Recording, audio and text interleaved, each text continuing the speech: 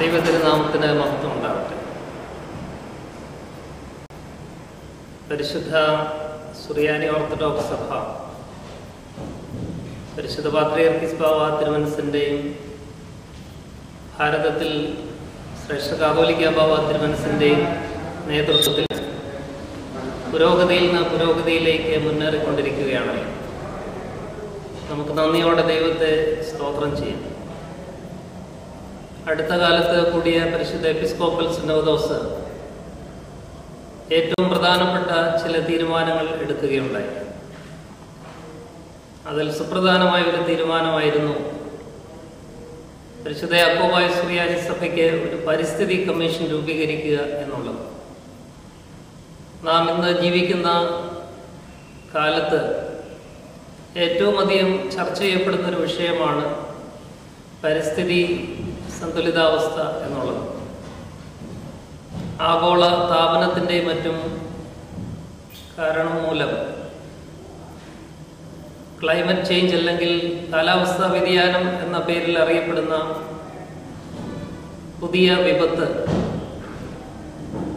മനുഷ്യരാശിയെ മാത്രമല്ല സകല ചരാചരങ്ങളെയും ഇന്ന് വലിയ ഭീഷണിയിലാക്കിയിരിക്കുകയാണ്.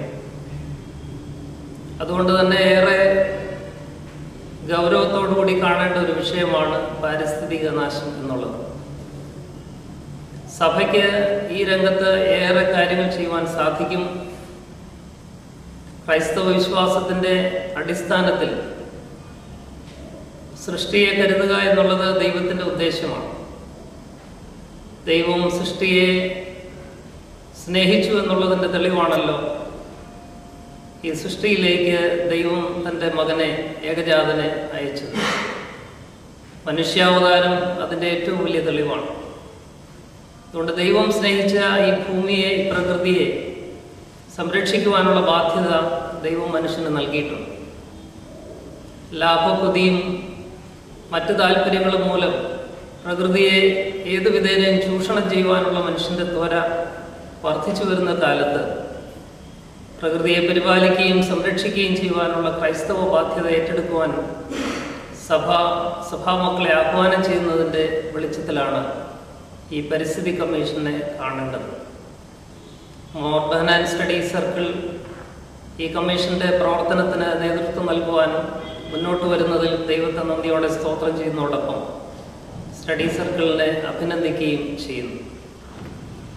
ബലഹീനായ എന്നെ പരിസ്ഥിതി കമ്മീഷൻ്റെ ചുമതല പരിശുദ്ധ എപ്പിസ്കോപ്പൽ സിനോദോസ് ഏൽപ്പിച്ചിരിക്കുകയാണ്. ഇതിൻ്റെ പ്രവർത്തനങ്ങൾ ഏറ്റവും വിജയപ്രദമായി നടക്കുവാൻ തക്കവണ്ണം സഭാമക്കളെല്ലാവരും പ്രാർത്ഥിക്കുകയും വേണ്ട സഹകരണങ്ങൾ ചെയ്യുകയും ചെയ്യണമെന്ന് അഭ്യർത്ഥിക്കുകയാണ് ചെയ്യുന്നത്. പരിസ്ഥിതി കമ്മീഷൻ്റെ ഔപചാരികമായ ഉദ്ഘാടനം ഏറെ താമസിയാതെ നിർവഹിക്കപ്പെടും. ഒരു വർഷം നീണ്ടു നിൽക്കുന്ന പ്രവർത്തനങ്ങൾ, പ്രത്യേകിച്ച് ആലുവയിലെ വലിയ തിരുമേനിയുടെ മഹാപൗരോഹിത്യ സ്ഥാനലബ്ധിയുടെ ജൂബിലി ആഘോഷിക്കുന്ന വേളയിൽ ഒരു വർഷം നീണ്ടു നിൽക്കുന്ന പാരിസ്ഥിതിക പരിപാടികൾ ആസൂത്രണം ചെയ്തു വരികയാണ്.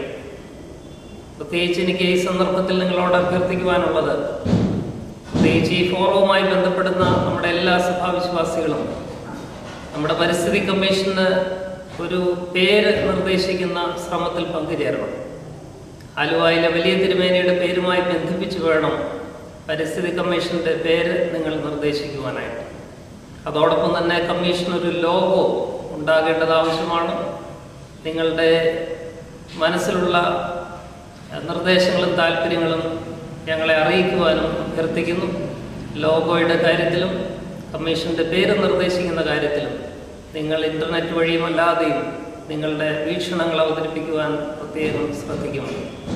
പരിസ്ഥിതി കമ്മീഷൻ്റെ ഇനിയുള്ള പ്രവർത്തനങ്ങളിൽ എല്ലാവരും പ്രാർത്ഥന കൊണ്ടും സഹകരണം കൊണ്ടും എല്ലാവരും ഇതിൽ പങ്കുചേരണമെന്ന് അഭ്യർത്ഥിക്കുകയാണ് ചെയ്യുന്നത്.